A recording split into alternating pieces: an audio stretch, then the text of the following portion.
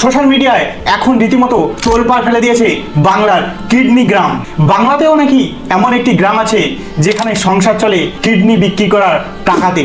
এমনই গ্রামের হদিশ পাওয়া গেছে সুন্দরবনের ক্যানিং এলাকায়। সম্প্রতি জি24 ঘন্টার করা প্রতিবেদনে দেখা যাচ্ছে ক্যানিংয়ের সুন্দরবনের প্রত্যন্ত জনপদীয় এলাকায় গ্রামে গ্রামে মানুষ সংসার চালাতে 8 থেকে 9 লক্ষ টাকায় কিডনি বিক্রি করে দিচ্ছে দুষ্টু চক্রের হাতে। ক্যানিংয়ের হাটপুকুরিয়া পঞ্চায়েতে প্রায় 500টি পরিবারের একজন সদস্য এই কিডনি বিক্রি করার ঘটনার সঙ্গে যুক্ত।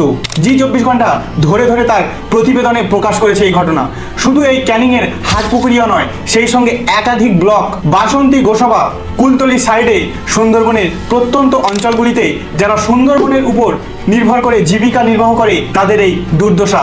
কারণ তাদের অল্প বয়সে স্বামী নয় ছেলে কুমির অথবা বাঘের হাতে জীবন দিয়েছে। আজ তাই তারা সংসার চালাতে দেহের একটি কিডনি 8 থেকে 9 লক্ষ টাকায় বিক্রি করে দিচ্ছে।